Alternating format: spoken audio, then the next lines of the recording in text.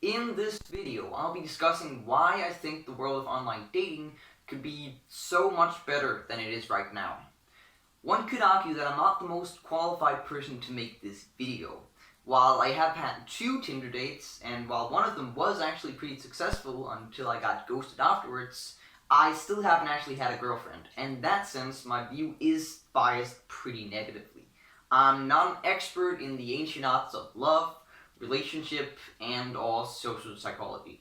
Still, I think I have a lot of thoughts and ideas that could help inspire people, be informative, or maybe just start a discussion.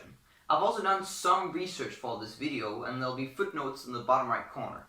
On top of research, I think I can say I have a decent bit of experience using a lot of these apps for a pretty decently long time. So, without further ado, let's begin. Part 0. Is this critique actually necessary? Is there really a problem to discuss? The first thing we might want to do is to look at the success of online dating just purely statistically. Pew Research Center did a study in 2020 with a sample size of about 4,800 American adults, 18 plus. What they found, among many other things, was that about 17% of adults between 18 and 29 were in a long-term relationship with someone they met through online dating, and about 48% of participants in this age range used online dating right now. So if we just divide the two, we get a success rate of about 35%. And this is actually going to be a bit lower because that doesn't take into account all the fact the people that once used online dating but stopped using it, maybe because they didn't really find success. So it's actually going to be a bit lower, the success rate.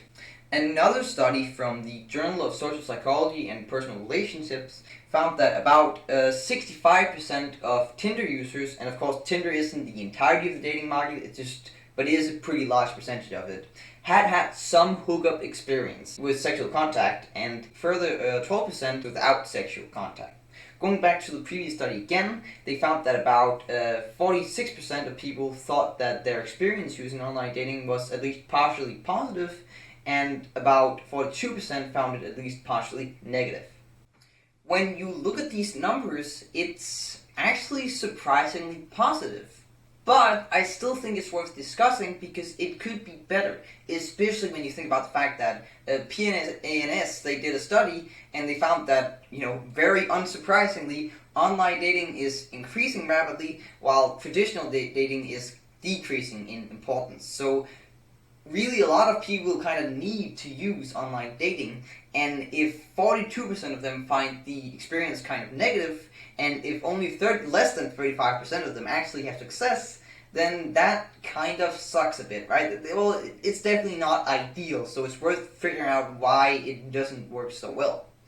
And another thing, one of the reasons why I want to discuss it is that the potential of online dating is so great, because if you're someone like me who just moved to a new big city and you have almost no social connection here, and you work at home, and all of your hobbies are pretty male-dominated usually, then what do you do? Or if you live in a very, very small town, and there's a very small social pool there, you kind of need to be able to increase the pool of singles you can meet, and online dating could really help with that. There's also the problem of time and convenience, though as we'll discuss later, that's one of the problems with traditional dating that I don't necessarily think can be completely eradicated at all. Part 0.5. But isn't it just hookups? Because it's by far the most popular dating app, I'll be talking a lot about Tinder in this video. And a lot of you will probably be thinking, isn't Tinder just used for hookups? And the answer is, to a large degree, yes. But it's also a bit more complicated than that. A study asked people about this, and while 50.2% of people said that they thought Tinder was designed for hookups, that did not necessarily reflect how they actually used it. About 48% of people decided to use the app because it was very popular, and a lot of other people did it. About 14.8% decided to use it because of its ease of use and accessibility. Only about 8.9 actually sought interpersonal relationships, and then there was another 7.9% that were just curious. And then only 5.1% of people actually said they decided to use Tinder and used it for hookups, or at least intended to use it for hookups. And when you kind of group like the ones that did it because of popularity, the ones that did it because of accessibility, and the ones that did it because of curiosity, then you have 70.7% of people who don't really know exactly why they're using Tinder. And that actually matches pretty well overall with another statistic from the same study that we also looked at earlier, which is that about 78% of Tinder users have had some hookup experience. So it appears to me that you have a bunch of people using the service and not knowing exactly why, and then a bunch of those people and also other people end up using it for hookups. So it might be reasonable to assume that the actual design of the service itself encourages a certain behavior and creates a certain culture that is very focused on hookups. And this is why I'll be critiquing Tinder as a dating platform and not as a hookup platform. Because it does appear that both outside of Tinder and in the Tinder audience itself, there is an actual genuine demand for a good dating service. Now, of course, there's nothing inherently wrong or morally wrong with a hookup service. If people want to have sex and have fun, then and there's an app that lets them do that easily, then that's fucking great, right? And this is not some kind of like Christian like no sex before marriage thing, or I'm not saying that all relationships should like have a long introduction before you have sex. Like for some people, they're gonna have sex early in their relationship than other people, and that's just fine. I'm just saying there is a demand for a good dating service, and that's why in this video I'm gonna be looking at what works in online dating and what doesn't, at really the whole landscape of online dating. Part 1. Matching algorithms are fundamentally flawed. As you might know, a lot of dating services like OkCupid or eHarmony advertise that they have these matching algorithms that are supposed to use computer algorithms to kind of like match potential romantic partners. The problem is that there is no piece of evidence, either theoretical or empirical, to suggest that these algorithms actually work. A study in 2017 tried to determine how predictable initial attraction is. So what they did is that they had a bunch of participants and they asked them over 100 self-report questions. Basically, they made them take a personality test and then they like logged all the data to the computer that could work with it in detail. Then all those participants went on speed dates and rated the partners that they speed dated. Then they essentially used that data and the initial data for the questions to train a machine learning algorithm to use the initial questions to predict how well users would rate each other. Then they did another experiment and actually saw how well this algorithm worked. And what they found was that while the algorithm could to some degree predict how generally desirable a specific person was, it couldn't actually predict the chance that one person would like another person. It couldn't do that at all. It worked terribly. Like no kind of accuracy there. So basically what they found out was that the matching algorithm didn't work, and this wasn't just one specific matching algorithm. This is any kind of matching algorithms you could make with that set of questions, right? And this is just initial attraction. Long-term attraction might be very likely be even harder to predict. And now one might object to such a study and say that, okay, this just shows that they didn't ask the right questions or they didn't ask enough questions. But I would disagree with that for 3 reasons. First of all, this study was made by actual psychologists and it was peer-reviewed, so you would have good reason to assume that they knew what they were doing when they made a personality test, and they might very well have used like a generally accepted personality test. Secondly, this algorithm didn't just work badly, it worked terribly. We're talking about the degree to how terribly it worked, right? And since other dating services might have a large overlap in the questions they use and the questions this algorithm used, then the dating service would only work negligible better since this one worked so badly, right? And thirdly, and most importantly, why would you not trust a peer-reviewed study that you could actually read yourself and instead decide to trust a dating company that have massive financial interest in selling you a particular truth and are not transparent at all about what they're doing? A 2012 study did a wide search and found that no dating companies have actually published any studies or empirical data that are detailed enough so that scholars and psychologists can actually reproduce the experiments. Reproducible experiments are one of the cores of the scientific method, and dating sites completely disregarded. Anyways, even if these dating companies had somehow managed to find the perfect set of questions to ask, matching algorithms would still be flawed. And so a lot of these companies, they say that they're working with similarity and complementarity. So that's like opposite qualities that also attract people to each other, right?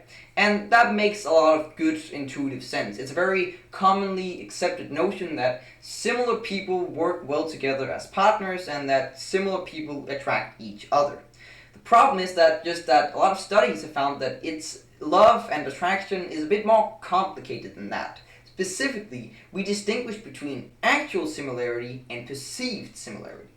Let's start off with perceived similarity. So let's suppose that you are genuinely convinced that your partner is very similar to you. Psychologists argue that this is actually important for a relationship, and they figured out that this is actually really important for your attraction to someone else. Because the thing that happens is that that person will validate you because you think, okay, all my thoughts, ideas, beliefs, behaviors, they're validated in a sense because I also see it in this other person. So my worldview and my logic makes a lot more sense, and that really appeals to me, right? But the thing is, that exact same reason also works if the person is different, but you're still perceiving her or him to be similar to you. So the actual similarity doesn't matter, it's the perceived similarity that matters. And a 2008 study tried to examine this exact phenomena. First of all, they critiqued previous studies that had purportedly proven that it was actual similarity that mattered. Because the problem with those studies was that the people never actually interacted with each other. They did what's called a phantom test, where people were asked a bunch of questions and then they viewed the answers of other participants, but they never actually met the other participants. They simply rated them based off of this largely objective data, right? So they didn't actually prove any hypothesis because they were supposed to prove the fact that yes, actual similarity was important in getting attraction between different people, but they only proved that people believed that actual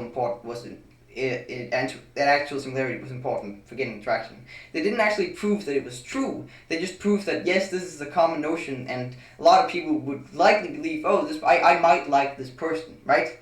So it was a circular. They didn't actually prove anything. And what this 2008 study then did after that was they looked at a bunch of other studies and kind of combined the data, and they found out that if it was studies that had very low interaction or non-interaction at all, then it was actually similarity that was important. But both in the studies with low interaction and definitely in the studies with high interactions, it was perceived similarity that actually matters. It was that it dominated the statistics there. So, for example, they had married couples, and they found out that the correlation between those in terms of actual similarity was about 5% to 20%, but the correlation in perceived similarity was 20% to 55%, right? So essentially, when you're deeming that someone is similar to you, you're making a subjective evaluation. And the problem is that matching algorithms can really only use objective data about you and other people, and hence they can only make an objective evaluation. Even if they're looking at all sorts of other qualities like complementary values or other things they might like to look at, it's likely that your subjective evaluations of those same qualities is a lot more important than the actual objective truth. Alright, so I think I've made my point that matching algorithms are largely useless unless they concern very simple qualities that can't be misperceived by humans, like age, weight, height, gender, whatever, right? Simple things like that.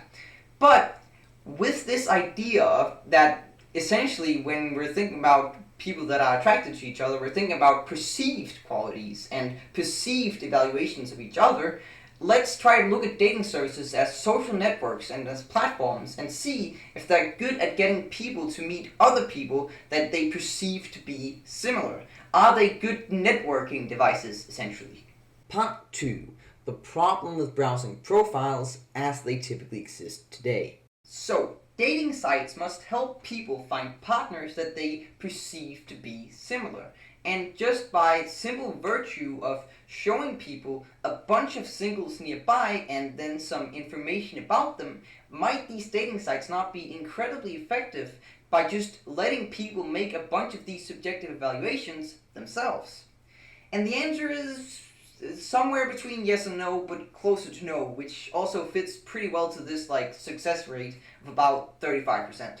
My critique here is pretty simple, and it really just comes down to the type of information you can add to your profile on most dating services. So let's look at it. On basically any dating service, you always have two core main ingredients, which are the pictures and the bio.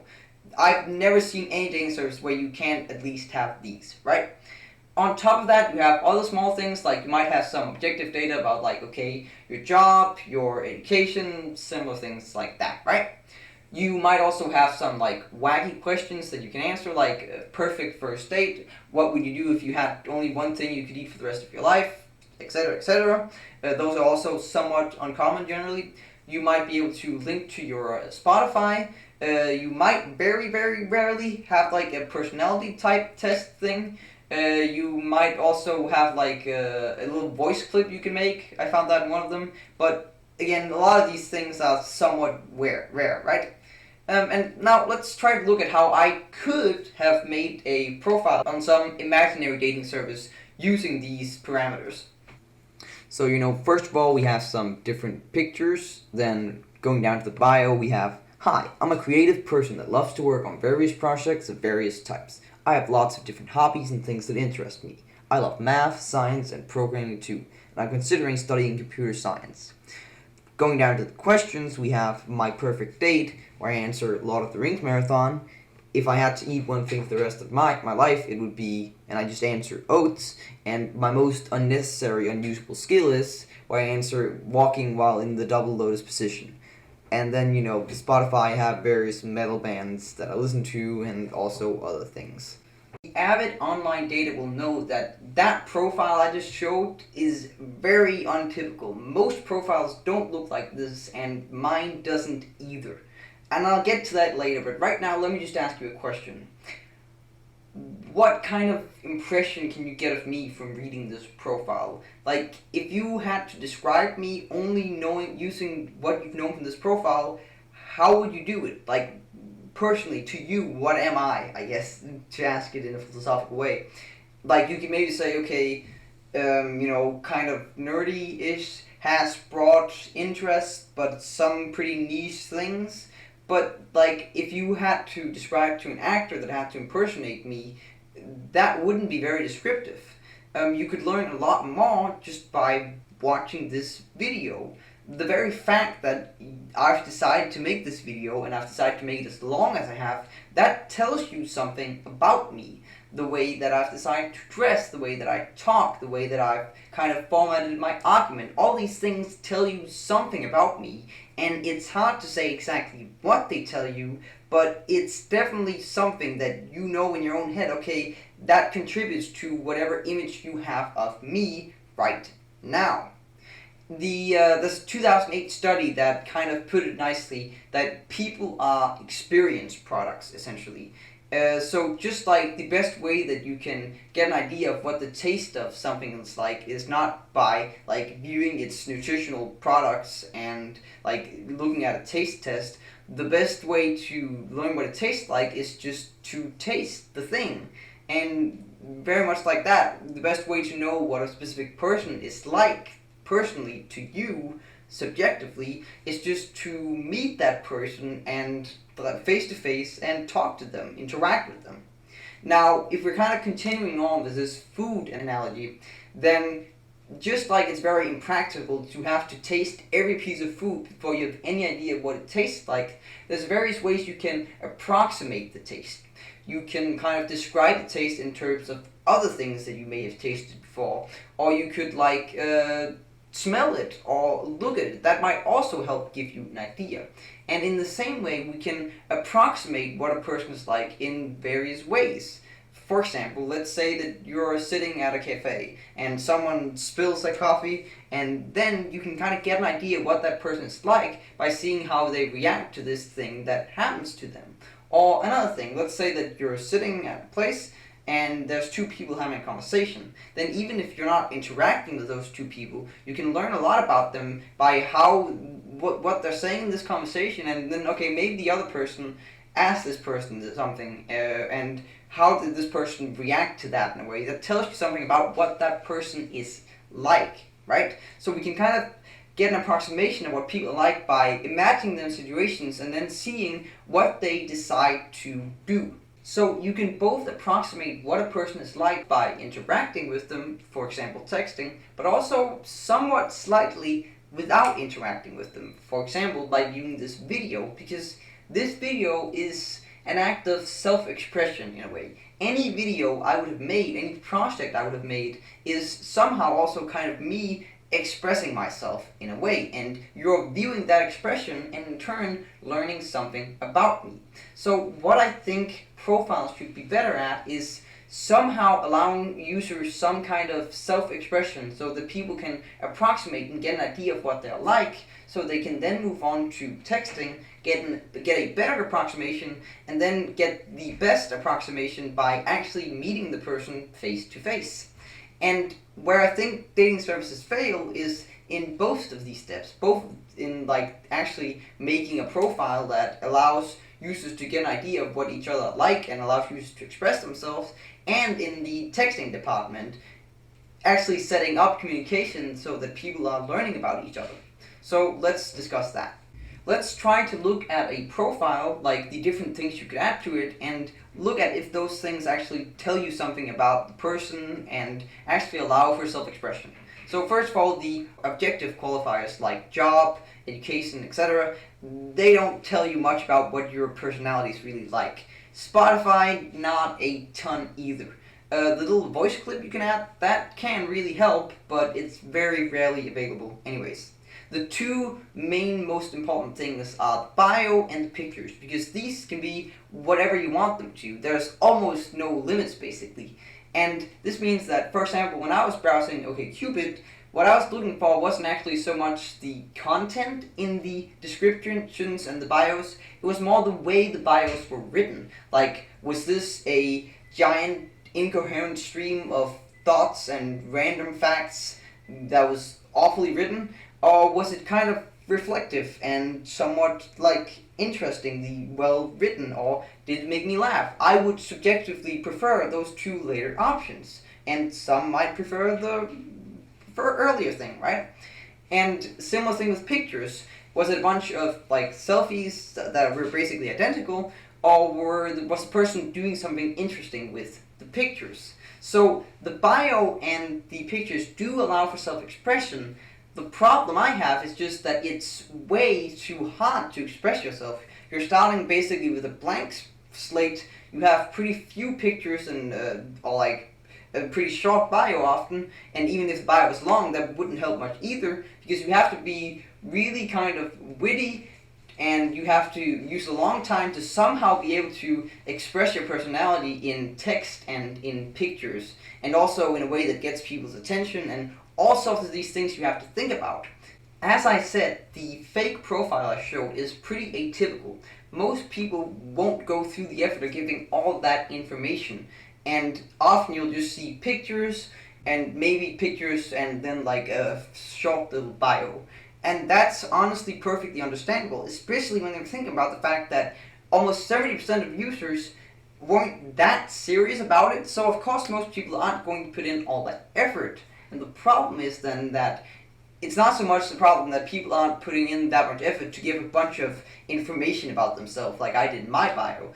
The problem is that most people won't go through all the effort of somehow managing to write a bio and managing to make a set of pictures that somehow express their personality. And even if they have the time and want to go through it, it's still pretty hard to do. So I don't think the problem with Tinder is just girls being unoriginal and girls being lazy and uncreative or some sexist incel shit like that. The problem is that when you have to go through all these things to get an interesting profile that expresses your personality, then most people obviously won't end up doing it. That's a problem with the service, not the demographic. So I think you then have like two options. Either the service should find some new innovative way that they can ask people for some things that they'll be able to answer quickly, but they'll also be able to kind of express that personality in a way that can easily allow for like a subjective evaluation. Or if that's not possible, then you should maybe completely abandon the idea of browsing a bunch of profiles and instead focus on interaction, the easiest way you can express yourself to other people. Part 3. Swipe apps, communication, and competition. When it launched in 2012, Tinder created kind of a revolution in the online dating stratosphere. Today, most online dating services are pretty Tinder-esque in the sense that they try to match you with people from a similar location. You have a profile, you swipe left or right to see if you like someone, and if you match, you can chat. But previously, before Tinder, the name of the game were sites like eHarmony or Match. They didn't really focus on young people, particularly when you think about how expensive they were to use, and they really marketed themselves as like serious dating with a computer algorithm that was supposed to find your one and only true love, right? Also, they didn't make use of the swipe model, so essentially you could just message basically anyone. You had a limited amount, but you could message anyone, and then you just hope for the best. So the problem that Tinder was trying to solve was that, okay, you were sending out a bunch of messages to people that weren't actually interested in you. So now Tinder said, okay, you had to both like each other before you can start chatting. So that was decently smart. And Tinder did a bunch of smart things. It fundamentally targeted young people. So it was launched on college campuses, and it also did a lot of things in its design that made sure online dating would become more popular. It was fundamentally made for smartphones. It was very simple, very accessible. You could set up your profile in a few minutes. You only have to have pictures and then an optional short bio. You could make it long because then that might become the norm, basically, right? It didn't have like a cringy name like Plenty of Fish or eHarmony, and it was very, very marketable because it's a very simple concept. You swipe on someone you like, you swipe left on someone you don't like, right? Also, it was just fun because unlike these other sites, there was basically no limit to how much you could swipe. Well, there was a limit, but it was very, very low. So you just keep on swiping, and if someone thought it was weird you're using the app, you can just say, well, it's fun, and I'm not really taking it that seriously. So it did a bunch to popularize dating, and that was great. Also, they didn't really focus on finding like your one and only, and they completely dropped the idea of even using a matching algorithm. Instead, they just focused on showing you a bunch of people and then letting you evaluate subjectively whether or not you thought that person was appealing or not. Now, Tinder does have a matching algorithm, but it's not really one that's trying to like scientifically say, okay, these people might click with each other. What it's doing, or like they had two algorithms. The first one essentially tried to see how popular you were, and then tried to show equally popular people to each other to like increase their chances of being picked or something, right? Then they dropped that model, and now it's one that's kind of focused on collaborative filtering. And the idea behind collaborative filtering is that, okay, let's say two people liked almost the exact same people, then they most likely have similar preferences. So if person A liked some other person that person B hasn't liked, then they'll also show this person to person B because there's a high chance that he'll also like her or him, right? So basically, there is some kind of matching algorithm there, but it's smarter in the sense that it's kind of based on the subjective evaluations of a bunch of people and not any kind of objective facts about, okay, these people are meant for each other, these people aren't meant for each other. So yeah, Tinder did a lot of smart things. Now, while I do think that Tinder is better than previous attempts, I still think that it and similar apps like it, like swipe-based dating apps, are really bad. My criticisms consist of two main problems that both help reinforce each other. First of all, Tinder is really bad at actually getting people to interact and form an idea of each other's character and personality once the matching has happened. Again, we're thinking about a subjective evaluation here. Secondly, because of the design of Tinder, or really any swipe-based app, combined with the current ratio of boys to girls, where there's a lot more boys than girls, you end up with a highly competitive culture that turns into something like a mating call-esque thing, where boys have to do something to impress girls. It's not actually a culture that encourages self-expression. It's very bad for getting people to express their personalities. So, let's start with A. You've just matched with someone on Tinder, and you have a complete blank slate to start a conversation and write basically almost anything you want. What do? And let's just assume that it's a completely even environment where there's just as many girls as boys, and it's not even a competitive culture at all, which is a huge assumption to make, but let's do it, right? What would you write exactly? Well, I mean, you could try to go for like a pickup line thing, but a lot of people wouldn't like that very much. Some people would, some people wouldn't, right? So that might work, might not. You could try to make some like joke or comment about something in her bio or in her pictures, but she might possibly have heard that before. Again, it might work, it might not. You could try to ask her a question about something, like you wanted to expand about something in her pictures or in bio, and that might work pretty well. Sometimes it might not. And also, a lot of times there won't really be much to write about because Tinder's profiles are very bad for self-expression, as we've already discussed. So a lot of them are just so simple that there's not much you can say about it, really. Your last option would be to ask like a generic important question like, oh, what are you studying? Did you also move to X town recently? Or something similar like that, right? All of these options might get a conversation going.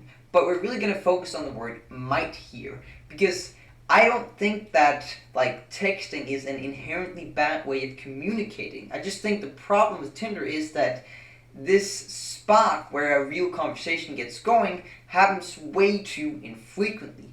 And I'd now like to argue that just because two people don't really get a conversation going on Tinder doesn't necessarily mean that they can't work well together or that they don't like each other's personality.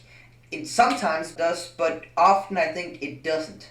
Before I get to my main point, I want to say just a few small things about conversation on Tinder.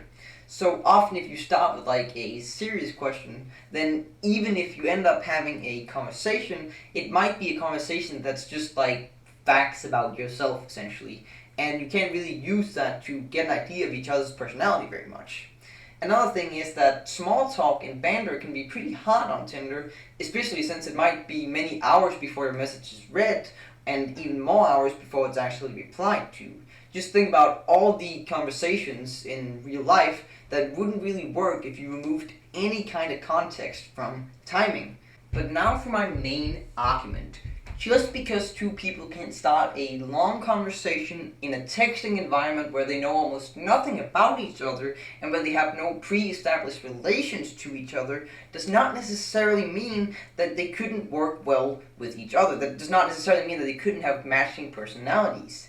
The existence of the spark of the conversation doesn't tell us so much about how well they work together as much as it tells us about the existence of a common and extensive topic that they can talk about. Think about the last great conversation, not just the last conversation you had with a friend or girlfriend or something similar like that. Maybe you had like a 30+ minute long conversation about really small, unimportant things. Like recently I was talking to my friend, and I said when I passed the street the other day, a cabbage fell out of my bag because I just bought one and nearly got run over by a car. That's a small, fun little story to tell your friend, but if I told that to a stranger in the middle of a conversation, that would be really, really weird, because why would that be important to him? But when I'm talking to my friend, we can both assume that we are important to each other. We have a pre-established relation. But when you're talking to a stranger, you don't necessarily have that. So you're either going to have to talk about some common topic you happen to share, like maybe you can talk about programming if you're both interested in that. But if you can't really find this common topic, then you're going to need to talk about something that's obviously important, like education or life goals, something that's basically important for everyone. And that very often gets pretty boring. So my main point is that common topics of discussion and things that people can talk about aren't necessarily always so inherent to their personalities, but often just created by circumstance. So it might be that you're both working on some project together. It might be that you come from the same school, the same family, the same workplace. It might be that you both have some kind of relation to another person. It might be that you have some kind of relation to each other already. All of these things can help start conversations.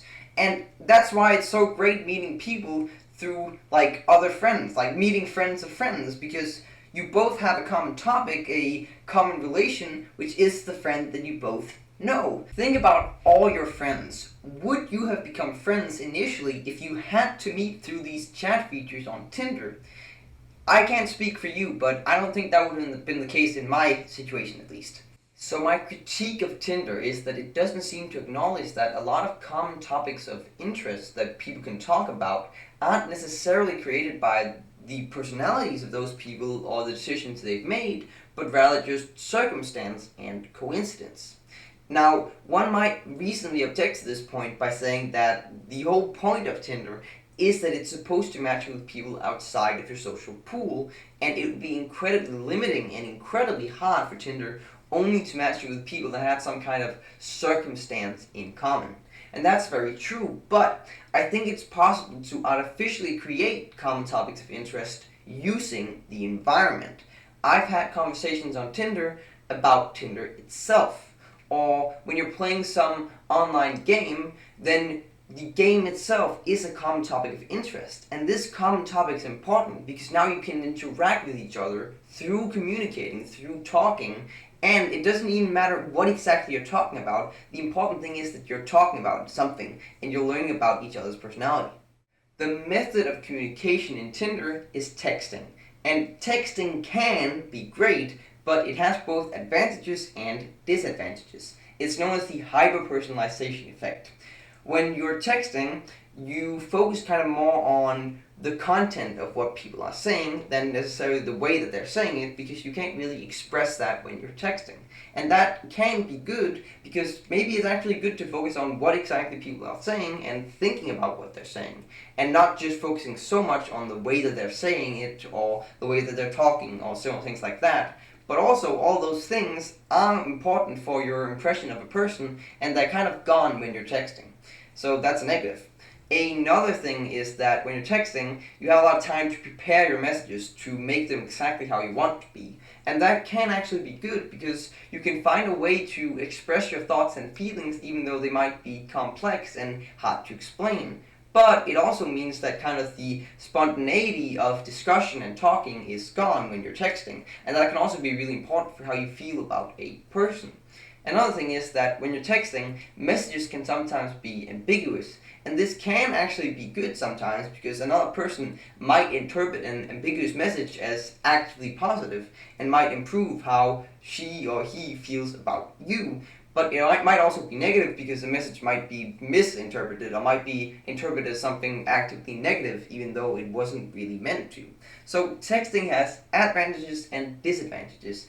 And my critique of Tinder isn't that texting is bad, but that texting is the only option you have. I think the right approach is essentially a scattershot approach, where you can communicate in lots of different ways. Texting, voice calling, face cam, all sorts of different things. And not just communicate in different ways, interact in different ways. Say you're doing some cooperative task with a friend where you're not really talking to each other. You can still express a lot about your personalities just in the way that you do the task and the way that you can interact with each other when you're doing that task. So you can still express a lot about yourself without really even saying anything. Think about all the couples that I've met throughout the entirety of history. They met and interacted and communicated in lots of different ways. And I think it would be silly for Tinder to assume that texting is always the best option. Different combinations of people in different situations might interact better by texting. Some might interact better by face camming.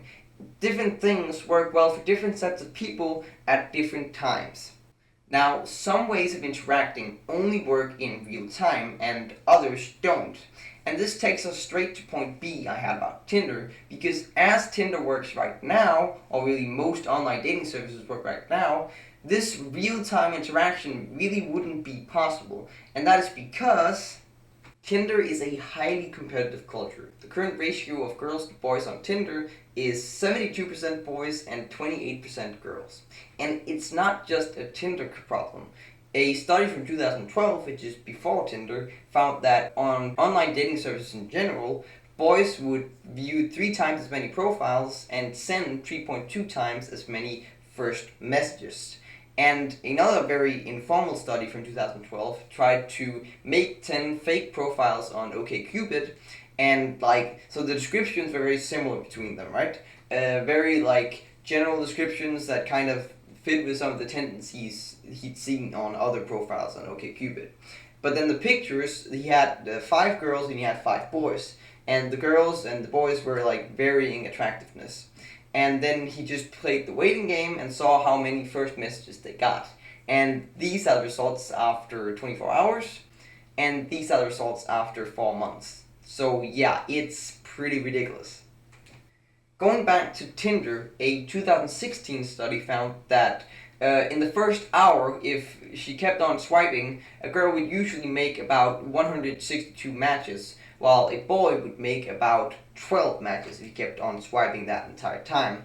And they also found that usually when a girl swiped right to like someone, there would be a 10% chance he'd get a match, but with a boy there would be a 0.6% chance that he'd get a match. A 2020 study asked people if they felt they got too few messages. And with boys, it was 57% of boys that felt they got too few, but with girls, it was only 24% that felt they got too few. They also asked people if they felt they got too many, and there was 30% of girls that thought they got too many, but only 6% of guys that thought they got too many.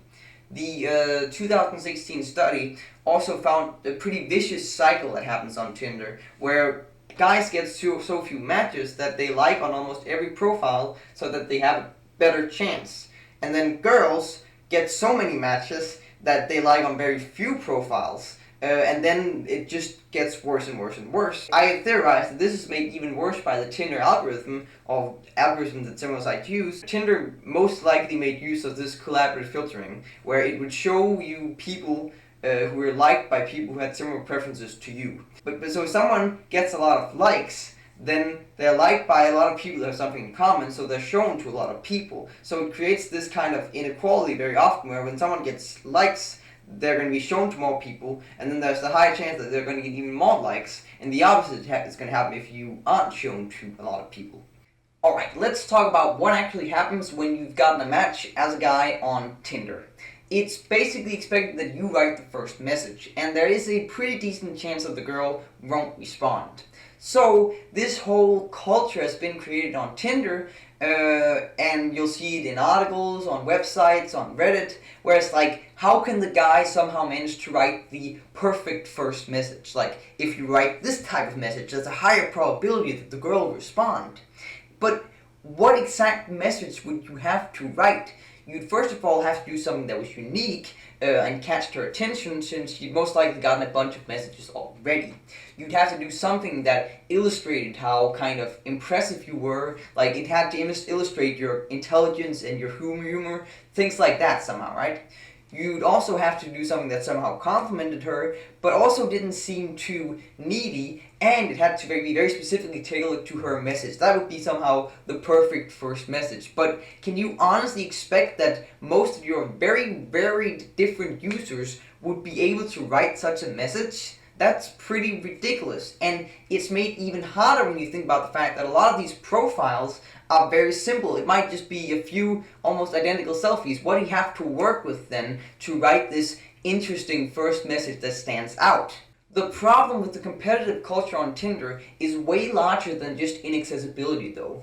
It's created this culture where you can do things that are right and do things that are wrong. And that applies both to your profile and to the way you have conversations. Like, if you make this kind of profile, that's the right thing to do. And if you make this kind of profile, that's the wrong thing to do. Like, you'll see, for example, on Reddit, on our Tinder, there's this profile review weekly where they'll review your profile and see what you can do to have a high chance of success. Or there's even an app, a program called Ask Cupido, where you can send in your profile and then a computer algorithm will try to determine what you can do to improve it and how good it is compared to other profiles. Like, I tried it, here's my profile, and here's what Ask Cupido told me. I have experience in analyzing and learning over 1.2 million profiles. You have a great variety of scenes in your photos. That's awesome. You have a pleasant, happy, and approachable face in the first photo, which is important in getting more likes. Want to hear the good news? Your profile is better than 68.43% of the profiles. Congratulations. I found a lot of possible improvements. In fact, I can help you become 3.35% better. That means better than 78.78% of the profiles, smirk face. 1. Too many selfies or photos that look like selfies affect negatively. Don't add any more. 2. You don't have any photos taken outdoor while you're doing leisure activities. Add some as it will increase likes you get. 3. You don't have enough photos to create a profile to get matches. Firstly, you need to find more photos to add. Try to have at least 3 photos. Cupido detected 2 more critical issues. Would you like to see them? And then of course you have to pay to see the so-called critical issues. This is complete nuts to me. Profiles have turned into kind of a marketplace where you have to find a way to sell yourself most efficiently, and initial interaction has regressed to a point where it's a kind of mating dance thing where the guy has to somehow find a way to impress the girl. This is awful for self-expression because you're not actually thinking about what do I want to do, what do I feel like doing at the moment. You're thinking about how you can somehow adapt your personality to follow these rules that follow principles and statistics and psychology that are pretty much beyond your control. So much time is spent just swiping and perfecting your profile and making the right first message that could be spent just interacting with other people. The kind of inequality between boys and girls on Tinder caused by this competitive culture is also really bad for the actual conversations you will have on Tinder, because conversations are kind of a back and forth. A conversation is not an interview, it's a collaborative effort where both parties help inquire about each other, they change the topic, they make comments, etc., etc. But this is not often the case on Tinder. Often it's the boy that kind of has to be in charge of the conversation in a sense. So, for example, if you search how to have better conversation on Tinder, it's often just one-way advice that comes up, you should address them by their name, you should compliment them, you should send a GIF, etc., etc., etc. The only actual good piece of advice here for having a general conversation between two people are follow every answer with another question. That's something both parties have to do, and send messages when they'll be able to respond, which can maybe help with the kind of real-time aspect of a texting conversation. Let me give an example that I've tried once. At one point in a conversation, I asked someone what they were studying, and then they reply, biology, just biology. Fair enough, maybe ask a follow-up question, I ask, okay, what made you interested in that, right? And then, I don't know, lol, that's the reply, and then just radio silence. There'd be a lot of obvious places there where you could have asked me a question, so we can kind of keep the conversation going, because right now I can't really ask a follow-up question to, I don't know, lol, so I'm going to have to change the topic again, and then we never really get in-depth into anything. When one part really isn't interested in knowing much about the other part, then you rarely get really in-depth into a conversation, and then you have to change topics constantly, and it's not very interesting, and it's bad conversations very often. And this is very, very anecdotal evidence, and I'm not saying this as something like, oh, it's just girls being dumb and stupid. That's very sexist and wrong. I think the problem is much simpler. My theory is that, pretty simply, having a conversation is a mentally demanding task. Like, if you're doing something complex in the kitchen and you're cooking, then sometimes you might not be able to talk with someone because that is a mentally requiring thing to do. So imagine that you had to have 20 plus conversations with different people simultaneously, and you had to do it asynchronously because there may be large gaps in each conversation, so you also had to memorize a bunch of things from early in the conversations, and if you were in that situation, then it's obvious that your answers to each one might not be very in-depth and might be very hard to have a good conversation when you're doing so many things at once. So that, I think, is the problem. I don't think the problem is girls being dumb. I think the problem is that Tinder, the way it's designed right now, ends up accidentally encouraging this kind of behavior. One might argue that all of the problems we've talked about don't necessarily stem from Tinder itself, but rather just the fact that there is this huge demographic difference, and the fact that maybe girls and boys have different attitudes to dating, and that we as a society often have this idea of the man approaching the girl, and not it being opposite. And while all those things undoubtedly have a huge influence on this problem, I still think there's a lot of things in not necessarily Tinder, but generally swipe-based models that make this worse. First of all, you have this negative feedback loop where boys like about a bunch of girls to be more sure, and then girls don't like a lot of boys, and then it just gets worse and worse. And secondly, we don't necessarily have to assume that any dating service needs to follow this swipe model, because in my opinion, it's a fundamentally flawed model of dating. Other than just all the other issues I've talked about, it's also a model where this demographic difference and this difference in psychology ends up creating an insanely competitive culture with a bunch of issues. And that doesn't necessarily have to be the case. You could design a dating model that had this demographic in mind in its base, and then try to work around that and minimize the consequences. And you could make a model where this difference in demographic wouldn't create an insanely competitive culture. And that's why we need to abandon the swipe model, in my opinion. So yeah, I think the swipe model is really flawed. And before I move on to the next part, let me just give it a few extra pieces of miscellaneous criticism. Extra criticism 1. Time and permanence. Let me say something that hopefully shouldn't be too controversial. Friendships and relationships won't always, but can take time to develop. Think about a lot of your friends, or your girlfriend, or your boyfriend. Did you become friends because you somehow thought you were the most perfect people for each other, or was it rather because you happened to meet, you happened to like each other, and you both recognized through time and permanence that you gained something from this friendship, and that it would be stupid to leave each other just because you met someone that was somehow more ideal for you? You've possibly even gone through struggles in this friendship, and you might have even been forced to be together to begin with, but you stuck it out, and now you're friends or couples. I'm not saying that everyone's meant for each other and that anyone would become friends if they just stick together long enough. I'm just saying that it would be silly to completely ignore any influence time and permanence has on a relationship. On Tinder right now, you can have so many matches, but so little reason to actually interact or talk with any of them. There's really very little reason to really put effort into any one person. Yes, that person might become your friend or your couple, but the other person there might possibly be even better. Now, again, I'm not saying this as like a Christian kind of like everyone has to really wait a long time before they become girlfriends/boyfriends. I'm just saying that the current model right now really completely forgets this part of forming relationships, even though it is a somewhat important part of it. As a little quick note, even though I think permanence should play some kind of aspect on online dating websites, obviously you should be able to block people because abuse is a real serious problem. Just a little note there. Extra criticism 2. Ego boosting and unsocial behavior. A term that you often hear in discussions about Tinder is ego boosting.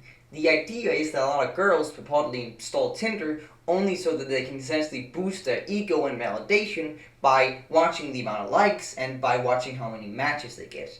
And even though this sounds very sexist, it's not entirely wrong, and I'll get to It's somewhat wrong, but not entirely. So first of all, it kind of aligns with the statistics that we saw in the start, which was that very few people actually installed Tinder because they were interested in forming interpersonal relationships.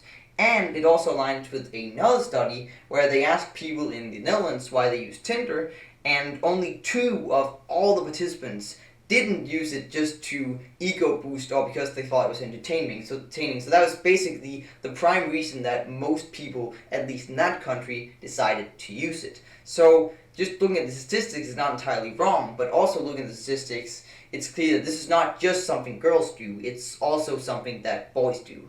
In a case like this, it would be easy just to blame girls for being dumb and stupid, but we have to look at the design of Tinder itself and why it ends up encouraging this kind of behavior. First of all, Tinder never forces you to actually interact. You can get almost as many matches and likes as you want without ever saying a word to anyone. Yes, while Tinder will try to punish you by showing you to less people, that won't have that big of an effect, especially because Tinder isn't transparent about it like so many other things it's not transparent about. So, simply put, there's nothing stopping you from acting like this. So, Tinder does nothing to change the initial motivation people have for downloading this app into something that's more useful for actually forming relationships. And secondly, the actual quality of interaction you have on Tinder, which we've already discussed, is so bad that it's more fun probably just to swipe and get validation from the likes and matches so you end up thinking more about all these statistics than the actual quality of interaction and time you have on this service. A lot of people delete and then reinstall Tinder again. A study found that half of the participants had re-downloaded Tinder 1 to 7 times. So a lot of people know that they don't really like their time on this service very much, but it's still kind of addicting. And I think this is in part 2 things. First of all, addicting because of the validation, the kind of instant validation you get from getting matches, right? And secondly, there's also kind of a gambling element to it when you think about it. Yes, you're kind of investing time that you're not really enjoying very much into this service because there's a tiny chance that you're going to get something that's really amazing, a girlfriend or a boyfriend. You can essentially excuse the fact that you have very little influence on the result and that you're not really getting much out of it or enjoying it because the potential price is so amazing, just like in the lottery. Alright, so that should be enough critique, but just briefly before I move on to the next part, let's try to sum everything up and try to understand why Tinder has become so focused on hookups. So first of all, you have an audience that really isn't actually interested in forming human relationships, like interpersonal relationships. Then you combine this with the fact that Tinder is really good at getting a lot of people to meet a lot of other people, but it's not very good at actually getting them to interact or understand each other and connect. Then you combine that with the fact that Tinder is a very competitive nature where boys have to kind of impress girls. And then you can see that a hookup culture might form because it's fun, it's easy, and it's simple. And you don't really have to focus and spend time on learning other people. And also you can see how if a guy impresses a girl, then a hookup might be a kind of reward. Part 4. Dating services are not your friends. First of all, monetization. With the way these services make money right now, there's really no financial incentive to actually successfully, efficiently form long-term relationships. The more unsocially people use this platform, the more money Tinder makes. If very few relationships that are long-term are actually formed, then less people will leave the platform forever, and then a greater number of people are using it at any one time, and that's what Tinder makes money off of. So a hookup culture is incredibly smart because then people keep coming back to the app constantly, and Tinder keeps earning money. Also, when you swipe a lot on the app, instead of interacting with people, they'll earn a bunch of money off of that because then they can show you more ads. Also, if you're the type of user that doesn't interact much but obsesses over your statistics a lot, then they can earn a lot more money off of you because then you might have a higher chance to want to purchase Tinder Gold so you can see who likes you. Or you'll have a higher chance to purchase boost packs where they'll show you to more people. Also, the less successful of a user you are, the more money Tinder can make off of you because you will be desperate enough to want to purchase some of these things. I'm not saying there's some kind of grand conspiracy here, but it's definitely worth thinking about. As another kind of thing to really lament just how little they actually care about us and how little they are our friends, I looked at an interview with one of the founders of Tinder's, and it's just surprising how little they actually care about the fact that people aren't enjoying their time on the platform. So in the interview they said that then they look at reactivation. Younger users will disappear for a few weeks and then reactivate or start swiping again. Older users spend more time looking at individual profiles and are more likely to disappear for a few months before reactivating. So they know that people try to kind of quit this app but then come back, but they just don't care. Actually, less than that, they actively try to make it more addicting by making sure that when you reactivate, in their words, they'll give you a few extra matches and they'll boost you in the start to kind of get you hooked on the service. Tinder uses similar manipulative techniques. When you aren't getting a lot of matches, they're going to send you notifications and push notifications about really unimportant things, and when they see that you aren't really using the service at all, they'll send you push notifications about literally nothing just so they can get you to go into the app again. Tinder also tries to punish you if you're doing behavior that they deem to be wrong. So, for example, in the same interview they said at one point, we used to have a bunch of guys who would swipe right on everyone and then not respond. So we added a limit to detect people who weren't playing the game.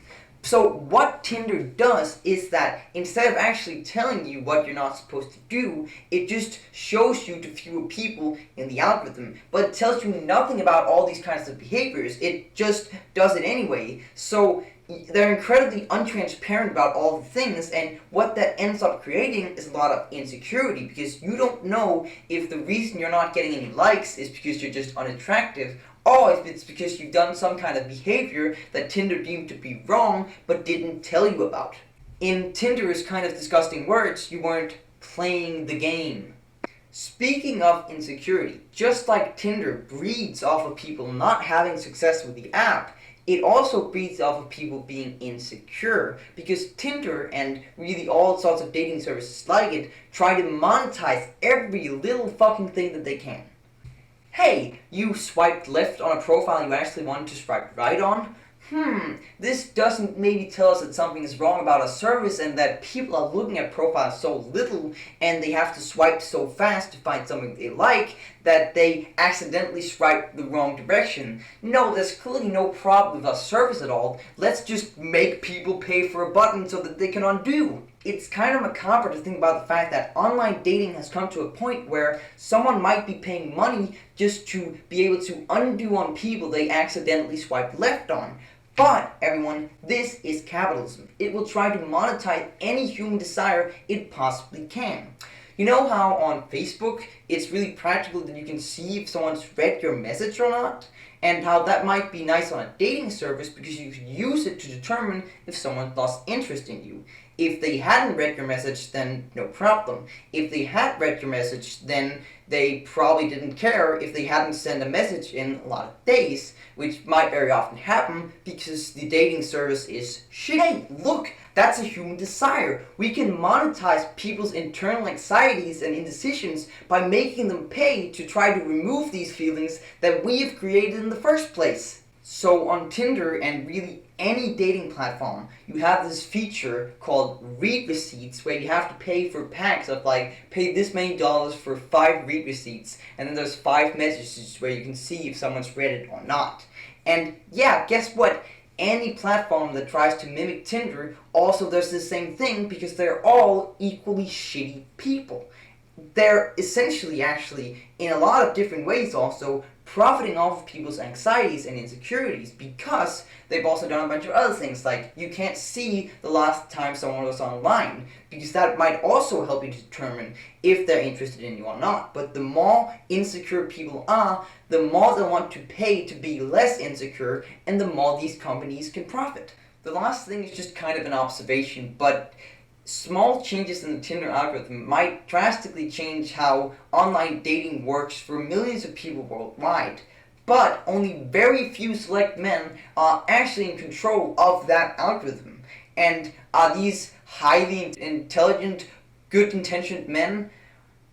Well, they made, for example, Swipe Night. If you don't know what Swipe Night was, it was this kind of event on Tinder where for 3 weekends you'd have this kind of short FMV game-ish thing where you'd have to swipe left or right while watching this video, and then you'd make different choices essentially. And it was a short thing, and it was incredibly confusing and incredibly cringy basically. And what Tinder then tried to do was that they'd show you some of the choices that people made when you were swiping, like, oh, clearly that person made some of the same choices I made in this incredibly confusing thing I didn't understand. Clearly I must like them more, or some stupid shit like that. No one would think that, but the same people incompetent enough to think that Swipe Night was a good idea are the same people setting the major trends in online dating. And that's just sad. Part 5. Let's make something better. So, online dating sucks. What can we do?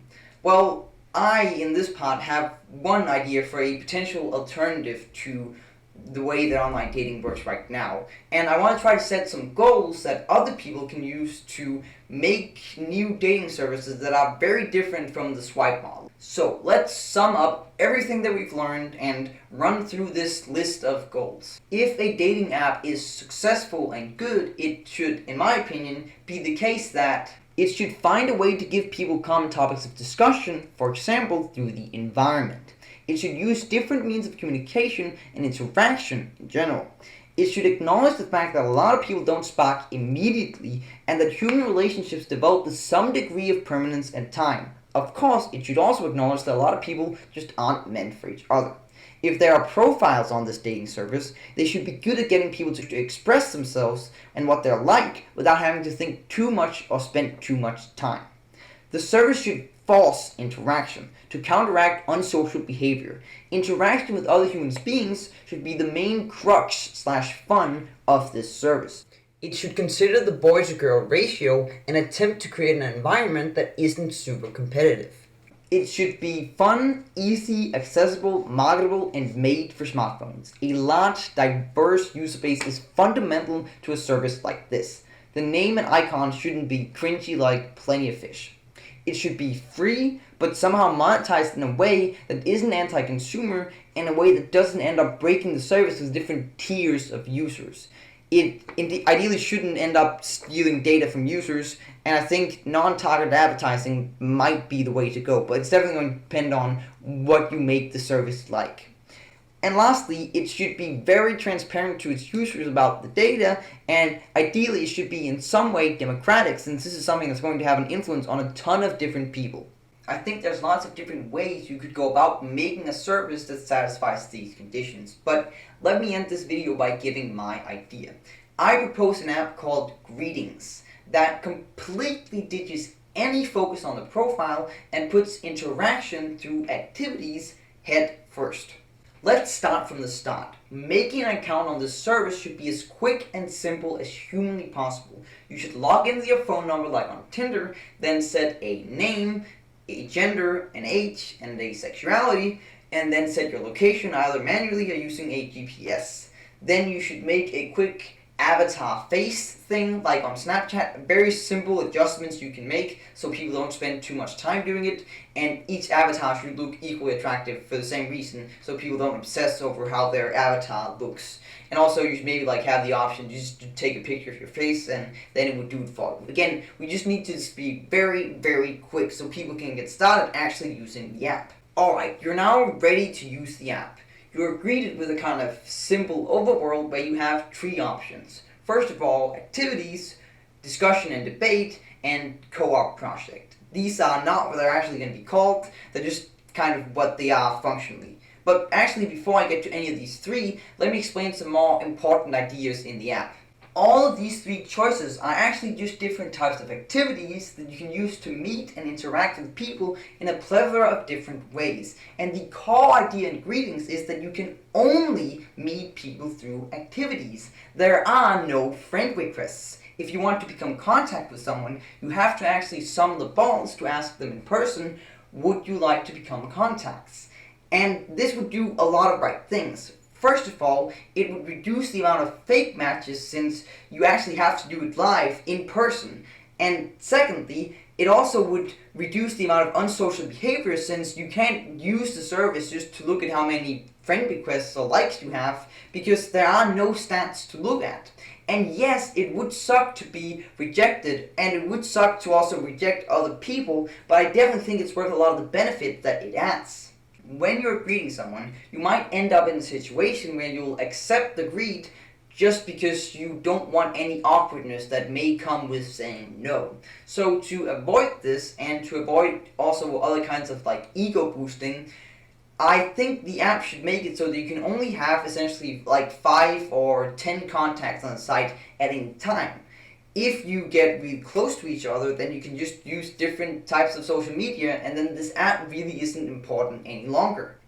Also, since you only have a certain amount of contacts, you're encouraged to actually interact with those contacts and put in effort and time to get to know them better instead of just going out on new activities and meeting more and more and more new people that you're not actually really trying to learn in depth and put a lot of time into any one of those. So you're encouraged to kind of get that part of time and permanence that was somewhat important in forming a human relationship. Once you've actually become contacts on the service, you can text, voice chat, face cam, all the usual things, but you can also schedule activities. You can actually say, hey, would you like to do this activity at this time? And other than just like activities in the game, in the app, it can also be simple things like, would you like to text at this time? Would you like to do face cam at this time? Kind of speed dates, right? So you can make sure that people can actually interact live, real time, which is an important part of forming human relationships. And it also gives people something to do if they aren't quite at a point where they can just talk about nothing, but they still like each other's personalities and would like to kind of get closer together. And that could help with these activities. When doing activities and meeting new people, there is a matching algorithm, but it only cares about the most important things: age, gender, location, sexuality, etc. And while the boy-to-girl ratio will undoubtedly be a phenomenon that also happens on this service, and it will be a problem, I also think that it won't become quite as competitive since you actually have to meet someone live, in person, maybe even with face cam, if you want to greet and become contacts. If you thought that the interaction with a girl was kind of awkward, then you wouldn't want to greet her or become contacts only just to increase your potential chances, especially given the fact that you can only have a certain amount of contacts on the site at any point. Another potential approach to solving this boy-girl ratio problem would be very bold and very controversial, and I don't really know how I feel about it, but it would be to just simply lock new users if the ratio had gotten too skewed. So for example, if there were like more than 10% more boys than girls, then we just wouldn't let any new boys in until more girls had joined the service. And yeah, not sure how I feel about that idea, but it is a potential idea. Going back to the algorithm, some activities might be short, and it would be hard to determine how well people work together only from that. Therefore, the algorithm tries to match you with the people that you've been to activities with before, so you actually have some time to develop a relation to those people. And this wouldn't be so much of a problem because a lot of these activities might be more than 2 players, so it wouldn't be a problem if you saw a few people multiple times, since there were also new people that you hadn't met before. Now, let's actually talk about the activities themselves and what they're like. The activities should be very different, but they should all force you to interact. They shouldn't be fun without you actually interacting. For example, let's say you had mini golf. You could easily play mini golf without really expressing yourself or interacting with the other players. It would still be fun. So these games need to have their fun come from interaction and communication and self-expression. Like Werewolf is a great example of this. You can't play Werewolf unsocially. Now, these activities, they'll have different amount of players in each game, they'll have different lengths, all sorts of things will vary between them. One thing you might be wondering at this point is how you figure out whether or not you think someone is physically attractive. And first of all, if a game has face cam, you're communicating with face cam instead of texting or voice chat, then that's one way to figure it out. Otherwise, you could become contacts and do face cam there, or you could ask for pictures, something like that. So you have lots of ways to figure it out, but it's not so much in focus as on Tinder. And yes, you might be in a situation where you end up really liking someone and then you figure out later that they're too uppity for you or something, but I don't feel like that's a huge problem, because even though physical attractiveness is important for a relationship, then, I mean, you've still made a friend, and that's not the worst thing in the world. As I said, there are 3 types of activity. Activity, discussion and debate, and co-op activity. Those are very confusing names, so let me explain what they mean. Activity is the main thrust of this app. You'll press to enter activities, and then it'll randomly pick an activity for you. The activities will be very different, and the app will frequently update with new activities to keep the whole thing fresh and exciting. After each activity, you'll have a little short break time where you can just talk with each other. If it's an activity that uses texting, you'll talk with texting. If it uses voice chat, you'll use voice chat, etc., etc. It's also here where you actually have time to greet someone and become contacts on the site. After this little chat break, you either quit or move on to a new activity. Rinse, repeat. Discussion and debate is where you can go to plan discussion/debate events. The app will find some topics for people to discuss or some viewpoints for them to debate, and then you can sign up for a certain event, and then you can go and talk to a bunch of people about different topics. And again, we're trying to find some kind of common topic that people can talk about and interact with each other about this topic. The co-op activity part of the app is essentially exactly the same as the activity part, except it's just co-op activities that you're doing instead of kind of player versus player activities that you're doing. The idea here is that every time you do a co-op activity, it's going to say, like, you gathered this amount of materials to solve this big project. Think of the app that was called The Cube, where everyone collectively in the whole world, well, every user of the app had to dig into this massive cube, and they were gradually, slowly solving this problem, right? So in a similar sense, you will gradually be solving this problem by gathering these materials. And when enough materials have been gathered, like maybe to build some bridge, like there's going to be some visual indicator to see how far the problem is to being solved, then something cool is going to happen. Like maybe the visual theme of the app is going to change, or the activities are going to be shuffled around, or something similar like that to give people an external motivation to do these co-op activities. As a last thing, the app should also have some kind of democratic elements, like you can maybe rate each activity, you can kind of vote on for which activity should be kind of favored more on the algorithm, similar things like that. The app should also be completely transparent about all the statistics, like the ratio of boys to girls, or similar things like that. So yeah, that's my idea. It's very ambitious, and it would involve making a bunch of small games, essentially, all designed to maximize communication between players and maximize self-expression. And yeah, it would be very hard, but I also think it's very possible to make this, especially if all the graphics are incredibly simple, like 2D vectorized graphics. And while it might have a bunch of problems that I haven't thought about, it's just an idea that I thought I might give, and then you can like maybe critique it in the description or something. It's just an idea, and might help inspire some other ideas, right? So anyways, this is the end of the video. Thanks a lot for watching.